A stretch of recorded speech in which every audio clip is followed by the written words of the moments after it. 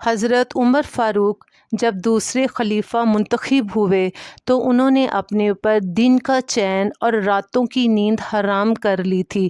وہ ساری ساری رات مدینے کے گلی کوچوں میں گشت کرتے رہتے تھے تاکہ وہ لوگوں کے حال سے باخبر رہ سکیں۔ ایسے ہی ایک رات کو وہ مدینے کے گلی کوچوں میں اپنے غلام کے ہمراہ گشت کر رہے تھے کہ انہوں نے ایک کمرے میں ایک بوڑھی عورت کو تنہا بیٹھے ہوئے دیکھا۔ آپ نے اس سے اندر آنے کی اجازت طلب کی اور جا کر پوچھا، اماں کیا ہوا ہے، ایسے کیوں بیٹھی ہو؟ اماں بولی، جا نہیں بتاتی تجھے۔ حضرت عمر اماں کے اس انداز پر بڑے حیران ہوئے، مگر آپ آگے بڑھے اور اماں کے قدموں میں بیٹھ گئے اور بولے، چل اماں بتا نا کیا پریشانی ہے؟ جس پر اماں بولی، میں بیوہ بے اولاد بوڑھی ہوں، میں نے 3 دن سے روٹی نہیں کھائی، 24 دینار کا قرضہ سر پہ چڑھ گیا ہے، میں نے عمر کو معاف نہیں کرنا۔ اس پر حضرت عمر بولے، اماں عمر کو کیا پتا کہ آپ کس حال میں ہو؟ اس پر اماں بولی، اگر عمر کو میرا حال نہیں پتا تو خلیفہ نہ بنے، عمر امیر المومنین ہے، اسے میری خبر رکھنی چاہیے۔ پھر بولی، میں بوڑھی ہوں، میرا کسی وقت بھی بلاوا آ جانا ہے، میں نے جا کر حضور کو عمر کی شکایت لگانی ہے۔ حضرت عمر کے ساتھ جو غلام تھا وہ کہتا ہے کہ حضرت عمر نے یہ بات سنی تو آپ اس قدر روئے کہ میں خود پریشان ہو گیا۔ حضرت عمر نے پھر اپنے آپ کو سنبھالا اور بوڑھی اماں سے کہا، اماں حضور کو عمر کی شکایت نہ لگانا، عمر بڑا کمزور ہے، وہ حضور کا سامنا نہیں کر سکے گا۔ غلام کہتا ہے، پھر حضرت عمر بیت المال کی طرف دوڑے اور میں ان کے پیچھے پیچھے۔ بیت المال میں جا کر حضرت عمر نے 2 بوری اناج کی اٹھائی اور اپنے کاندھوں پہ رکھی۔ میں نے آگے بڑھ کر کہا، جناب مجھے دے دیجیے۔ حضرت عمر میری طرف مڑے، دیکھا اور بولے، میرے ساتھ وعدہ کرو کہ قیامت کے دن اسی طرح میرا بوجھ اٹھا لو گے۔ غلام کہتا ہے، میں نے یہ بات سنی تو میں 2 قدم پیچھے ہٹ گیا اور کہا، اس دن تو کوئی کسی کا بوجھ نہیں اٹھا سکتا۔ تو پھر حضرت عمر نے فرمایا، مجھے دنیا میں بھی اپنا بوجھ خود اٹھانے دو۔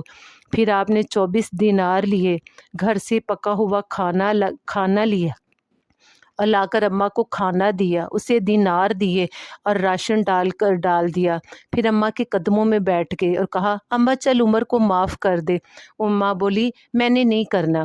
غلام کہتا، میں حضرت عمر کی طرف حیرت سے دیکھی جا رہا تھا کہ یہ خلیفہ جو آدھے 2 برے اعظموں کا امیر المومنین ہے، ایک بوڑھی عورت کی منتیں کر رہا ہے کہ وہ اس سے راضی ہو جائے۔ جب حضرت عمر نے زیادہ اصرار کیا تو اماں بولی، ہاں تم اچھے آدمی ہو، چلو میں تمہاری خاطر عمر کو معاف کر دیتی ہوں۔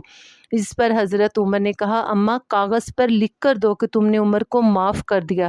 اماں بولی، تم لکھ دو، میں سائن کر دوں گی۔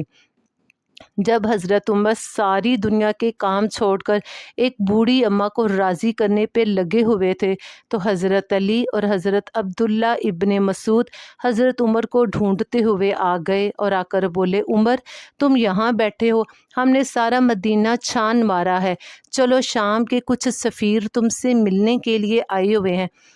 اماں نے جب حضرت عمر کا نام سنا تو گھبرا کر کھڑی ہوگی، مگر حضرت عمر نے کہا، اماں اب سائن تو کر دو۔ اماں نے سائن کیے۔